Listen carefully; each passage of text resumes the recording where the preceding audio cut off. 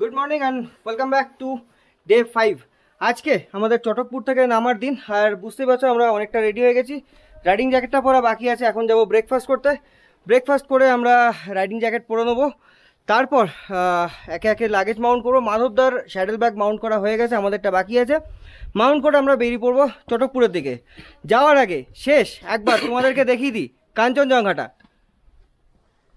তো এই হচ্ছে, দেখতে পাচ্ছ কাঞ্চনজঙ্ঘা, অসাধারণ লাগছে দেখতে। মানে দুদিন ধরে দেখছি, তাও যেন কোনো মতেই পুরনো হচ্ছে না। ওকে, সো চলো এবার যাওয়া যাক ব্রেকফাস্টের দিকে। আর এতদিন অবধি আমরা আকৃতি হোমস্টেতে ছিলাম, তো দিদির সাথে তোমাদের দেখা করানো হয়নি। আজকে কি আমি দিদির সাথে দেখা করব। এই হোমস্টের সব থেকে বড় জিনিস সেটা হচ্ছে এই ঠান্ডার মধ্যে এত গরম খাবার আমরা পাচ্ছি যে খাবারটার সাথে সাথে হাত দিতে পারছি না। তো এই হচ্ছে দিদি। হাই দিদি, খুব ভালো থেকো, এরমভাবে আমাদের সবাইকে সুন্দর করে গরম গরম খাবার পরিবেশন করো। তো চলো, চলে এসছে আমাদের এখানে একদম যেরকম বলছিলাম হাতে গরম ম্যাগি, ধোঁয়া উঠছে ম্যাগি থেকে। এই ম্যাগিটা এই মুহূর্তে তোমরা কেউ মুখে দিতে পারবে না, আমিও পারবো না, দিলে জিভ পুড়ে যাবে। এতটাই গরম খাবার আমরা দুদিন ধরে এখানে পাচ্ছি। रहने के लिए नहीं आए, घूमने के लिए आए, तब भी आपको टिकट लेना ही पड़ेगा। और यहाँ पर बहुत सारे रिस्ट्रिक्शन है, जैसे कि आप कैंप फायर नहीं कर सकते हैं, है ना, और जैसे बारबेक्यू नहीं कर सकते। लेकिन अगर आपको पीसफुल पसंद है, नेचर पसंद है, तो आप चटकपुर में आ सकते हैं। एनी टाइम आपको आकृति होमस्टे में आपका वेलकम है। मेरा नंबर है 9933104230। চলো দেখা হচ্ছে গোপ্রোতে রাস্তায় বেরিয়ে। তো ঘড়িতে সময় এই মুহূর্তে সকাল 11টা 10, আর আমরা বেরিয়ে পড়ছি এখন হোমস্টে থেকে। এই যে আমাদের হোমস্টে ছিল। চলো, অল দ্য বেস্ট, সবাই সাবধানে যাবে।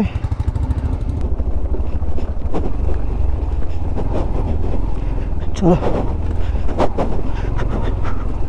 বেরিয়ে পড়েছি চটকপুর থেকে। রাস্তাতে অ্যাকর্ডিং টু দিদি, মানে বর্ষা দিদি, যার হোমস্টেতে আমরা ছিলাম, রাস্তাতে ব্ল্যাক আইস পেতে পারি। যদিও আমরা ব্ল্যাক আইসের জন্য অনেকটা দেরি করে বেরিয়েছি। বুঝতেই পারছো রাস্তাঘাটের কি অবস্থা, সিঙ্গেল থ্রটল। চলো চলো আরিয়ান, বাই বাই। ইয়ে হ্যাঁ, এটা হচ্ছে আমাদের বর্ষা দিদির ছেলে আরিয়ান, আর এর দিদি অর্থাৎ আকৃতি, তার নামই আমাদের এই হোমস্টের নাম। সুব্রত চলে এসছে, চলো যাওয়া যাক। নামাটা বেশি ডিফিকাল্ট ওঠার থেকে। চলো, হ্যাঁ স্লিপ করবে।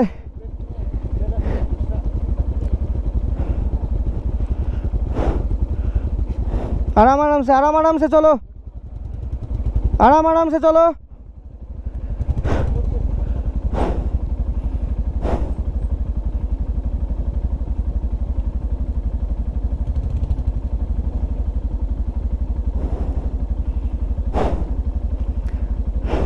সব থেকে অসুবিধা যেটা চটকপুরের, সেটা হচ্ছে রাস্তাটা স্লিপ। এবং আমি তোমাদের এটাও বলে দিচ্ছি যে চটকপুরের রাস্তা কিন্তু স্লিপ থাকবে। এটা যেহেতু একটা ওয়াইল্ড লাইফ স্যাংচুয়ারি, তো সেই জন্য এখানে পিচ রাস্তা সরকার থেকে বানানো হয় না এবং হবেও না। তার কারণ পিচ রাস্তা বানালে প্রচুর লোকের সমাগম বাড়বে, তাতে করে ওয়াইল্ড অ্যানিমেলদের প্রচুর প্রবলেম হবে। সেই কারণেই পিচ রাস্তা বানানো হয় না। এরকম গ্র্যাভেল রোড, এরকম অফ রোড, এরকম অ্যাডভেঞ্চারাস রোড থাকবে। আজকেও আছে, আগামীকালও থাকবে। তোমরা 10 বছর পরে আসলে তখনও এরকমই থাকবে, এক্সপেক্টেড। তো সেই জন্য যারা তোমরা চটকপুরে আসছো, তারা কখনোই এক্সপেক্ট করো না যে তোমরা একদম সুন্দর একটা রাস্তা পাবে, স্মুথ রাস্তা। এরকম কিন্তু তোমরা পাবে না, তোমরা এরকম গ্রাভেলস রোডই পাবে। আর তারও সাথে এটা আমাদের বর্ষা দিদির রিকোয়েস্ট ছিল সবাইকে তোমাদেরকে জানিয়ে দেওয়ার যে যেহেতু ওয়াইল্ড লাইফ স্যাংচুয়ারি, সেই জন্য এখানে বেশ কিছু জিনিস নিষিদ্ধ। যার মধ্যে প্রথম হচ্ছে তোমাদের বনফায়ার নিষিদ্ধ করার কারণটাই হচ্ছে যে ওয়াইল্ড লাইফ স্যাংচুয়ারি, যাতে করে জন্তু জানোয়ারদের অসুবিধা না হয়, সেই জন্যই বনফায়ারটা নিষিদ্ধ করা হয়েছে। এবং সাথে সাথে বেশি হই হট্টগোল করা, বেশি লাফাঝাঁপি করা এবং বিকাল 4টের পর হোমস্টে থেকে বেরোনো, এইগুলো পুরোটাই বন্ধ। চলো চলো, হাই। তো এরা হচ্ছে চটকপুরের লোকাল লোকজন। বাহ, চটকপুর ঘুমতে এসছে, আচ্ছা স্কুল থেকে এসছে।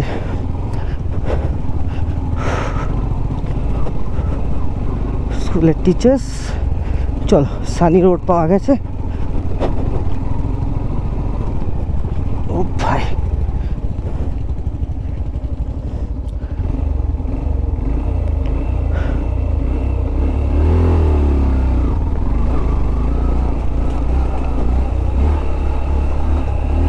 চলো এই যে দেখো, আমি এখন শ্যাডলিং করে চলছি এবং টু বি প্র্যাকটিক্যাল, আমার কিন্তু ডিফিকাল্টিস এখন অনেকটাই কম। চলো চলো, কর্নার, अगेन শ্যাডলিং, अगेन।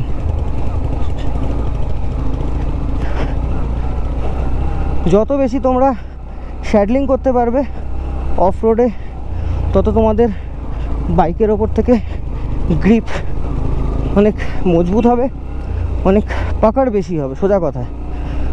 অলরেডি কান গরম হয়ে গেছে ভাই, আবার ভুল করে ফেললাম ট্রেল চুজ করতে।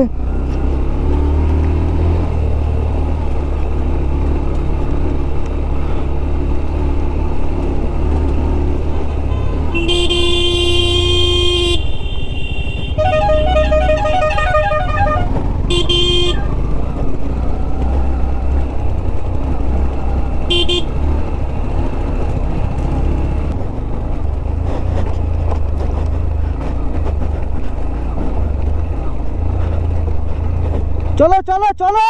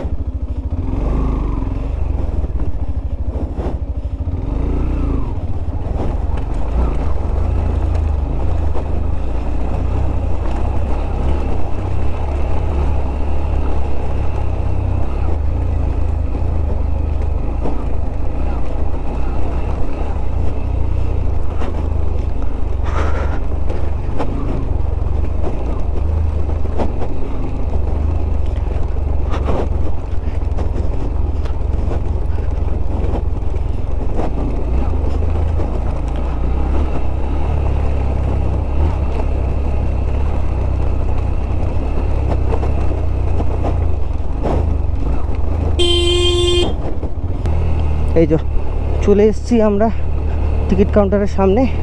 এই হচ্ছে টিকিট কাউন্টার, তো আমরা এখানেই দাঁড়াবো।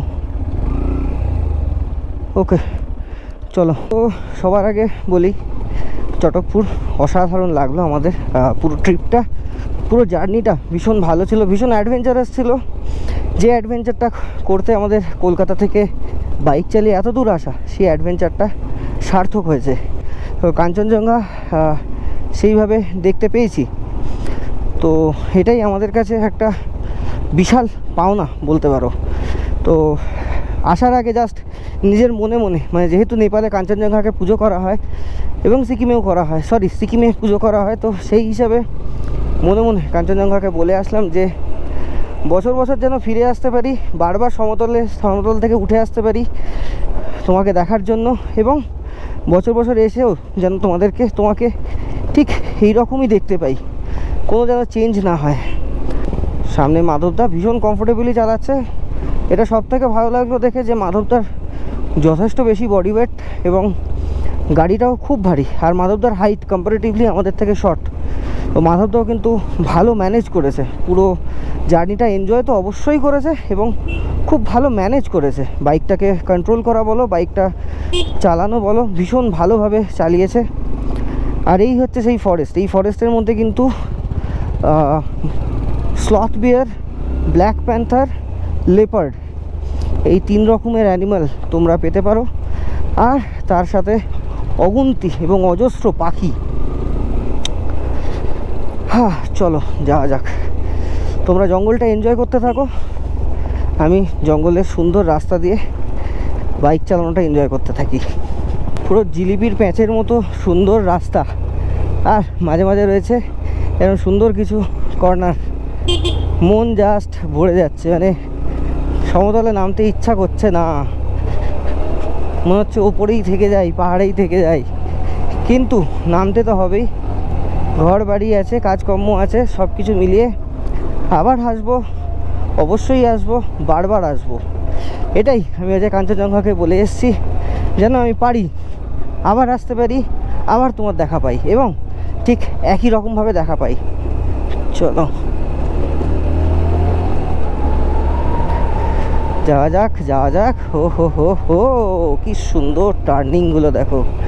আহা হা হা, ক্যা বাত ক্যা বাত ক্যা বাত। চলো চলো, ট্রেল সিলেকশন।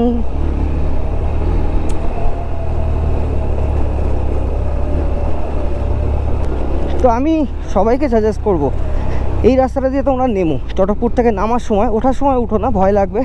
নামার সময় তোমরা এই রাস্তাটা দিয়ে নেমো। এখান থেকে এই বগোড়া হিল ক্যাফে, যেটা এখান থেকে উপরের দিকে যে রাস্তাটা যাচ্ছে, অর্থাৎ কার্শিয়াং এয়ারফোর্স মিউজিয়ামের দিকে যে রাস্তাটা যাচ্ছে, ওটাই হচ্ছে hill cut road.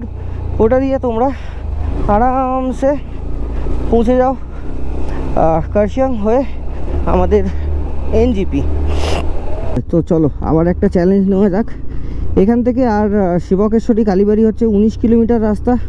According to Google time হচ্ছে 48 মিনিট, অর্থাৎ আমরা পৌঁছাবো 2:08-এ। তো দেখা যাক এই টাইমটাকে আমরা কমিয়ে আনতে পারি কি না। যদি না মাঝখানে লাঞ্চ ইত্যাদির জন্য দাঁড়ানো হয়, আমার মনে হচ্ছে যেন আমরা সবাই আর কি 2:08-এর আগে পৌঁছে যাব। নাম যাই না, একদম সুন্দর চকচকে রাস্তা, আর সামনে পাহাড়, আর দুদিকে সুন্দর সুন্দর ছোট ছোট বাড়ি। তো ভীষণ ভালো লাগলো।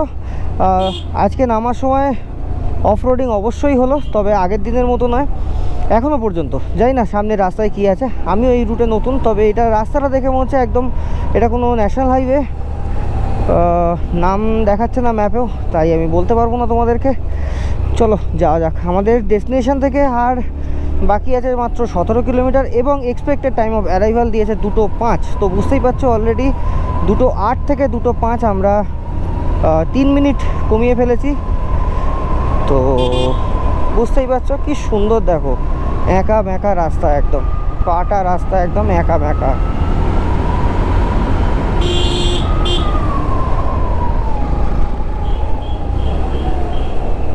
আচ্ছা, thank you, visit again, most welcome, আবার আসবো। তো এই মুহূর্তে আমরা আমাদের নেক্সট যে ডেস্টিনেশন, অর্থাৎ শিবকেশ্বরী কালী মন্দির, সেখান থেকে রয়েছে আর 8.9 কিলোমিটার দূরে। অ্যাকর্ডিং টু গুগল টাইম দেখাচ্ছে 19 মিনিট, আর এক্সপেক্টেড টাইম অফ অ্যারাইভাল 2:08। তোমাদেরকে লাস্ট বলেছিলাম, সেখান থেকে কমিয়ে আমরা আনতে পেরেছি এখন 2 PM। বুঝতেই পারছো খুব সুন্দর। আর এরকম মাখন রাস্তা হলে কেন ভালো চলবে না বলো তো? মাঝে মধ্যে গাড়ি পাহাড়ি রাস্তায় 55-60-এ চলে যাচ্ছে, এই দেখো না, বলতে বলতেই 65, কেন যাবে না? তো চলো দেখা যাক। তবে আমার মনে হচ্ছে কোনো একটা শর্টকাট ছিল যেটা আমি মিস করে গেছি, যে কারণে একটু একবার টুরুং করে সাউন্ড করলো, যেরকম রুট মিস করলে যেরকম গুগল সাউন্ডটা দেয় আর কি, ওরকম একটা সাউন্ড করলো। তো চলো, যা আছে ম্যাপ যেমন দেখাচ্ছে তেমন ধরে চলে যাওয়া যাক। আর পেছনে সবাই রয়েছে, হ্যাঁ সবাই রয়েছে পেছনে, কেউ বাদ নেই। চলো এগিয়ে যাওয়া যাক। দেখা হচ্ছে আবার কোনো একটা জায়গায়, কোনো একটা বিশেষ জায়গায়। এই রাস্তাটা আমার সত্যি মানে জাস্ট বিউটিফুল লেগেছে। মানে রোম্যান্টিক রাস্তা বলতে যা বোঝায়, এবং রোম্যান্টিক রোড ট্রিপ বলতে তোমরা যা বোঝো, সেরকম যদি চাও তো এই রাস্তাটা তোমরা অবশ্যই একবার এসো। আমার বাঁদিকে নিচ দিয়ে যাচ্ছে তিস্তা নদী, এই যে এখান দিয়ে তিস্তা নদী যাচ্ছে। ঝোপঝাড়ের জন্য তোমরা দেখতে পাবে না, আমি দেখতে পাচ্ছি। তো চলো যাওয়া যাক। এই যে ডান দিকে রয়েছে আমার করোনেশন ব্রিজ, এই ব্রিজেই যাব।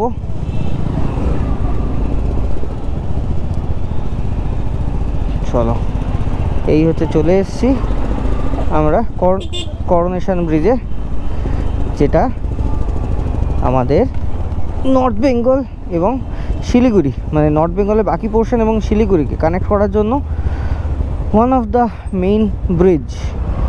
আর এই যে তোমরা দেখতে পাচ্ছ, এই হচ্ছে তিস্তা নদী। চলো গোপ্রো ব্যাটারিটা চেঞ্জ করে নিই, তারপর আবার দেখা হচ্ছে। সুব্রতকে জিজ্ঞেস করা, সুব্রত কেমন লাগলো ট্রিপটা এখনো পর্যন্ত, কেমন লাগছে?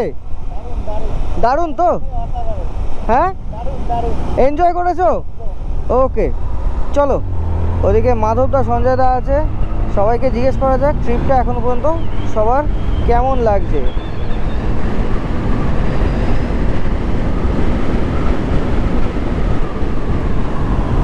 সঞ্জয়দা, ট্রিপটা এখনো পর্যন্ত কেমন লাগছে?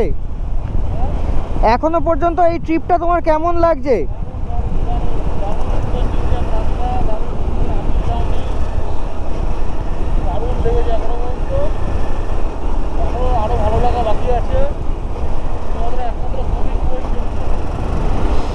চলো দেখা যাক মাধবদা কি বলে।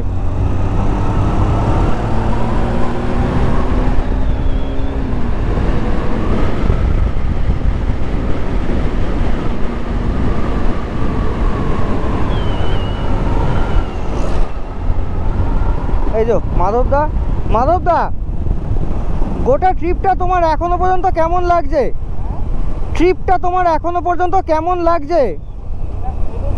এই ট্রিপটা, গোটা ট্রিপটা খুব ভালো তো? চলো, মালবাজার আর 24 কিলোমিটার, আমরা 24 কিলোমিটার পর গিয়ে একবার লাঞ্চের জন্য দাঁড়াবো।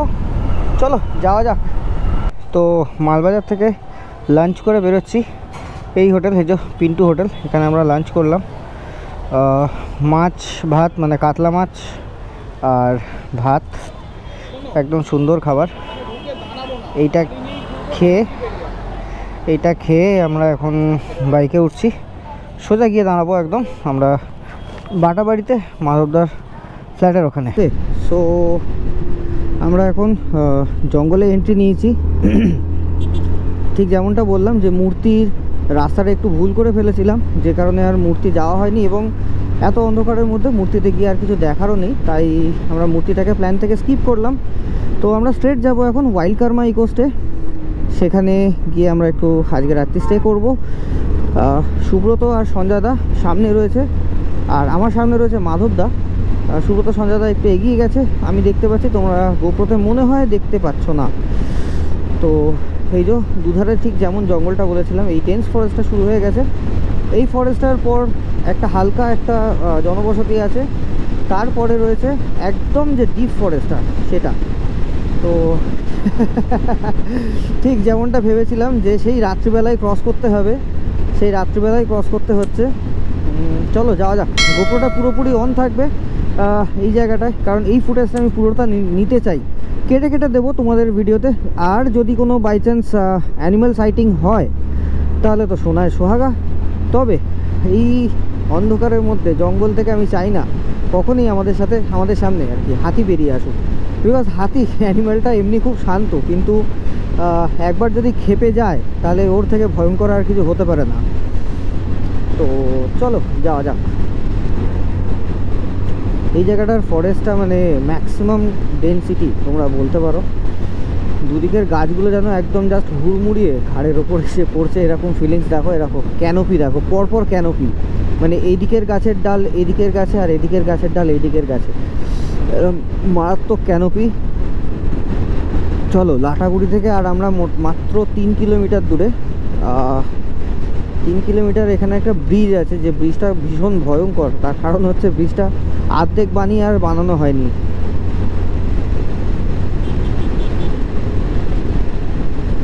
চলে এসেছি আমরা, আমাদের এই রাইট সাইডেই আছে ওয়াইল্ড কার্মা ইকোস্টে। এই যে ওয়াইল্ড কার্মা ইকোস্টে আমাদের ডান দিকেই রয়েছে, এই যে ওয়াইল্ড কার্মা ইকোস্টে।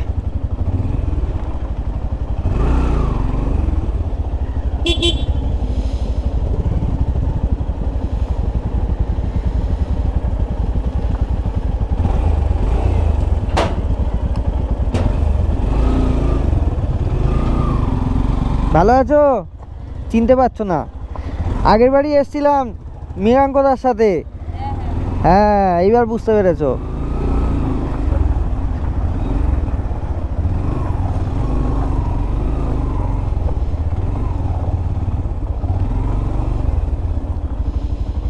চলো, পৌঁছে গেছি আমরা ওয়াইল্ড কার্মা ইকো স্টে।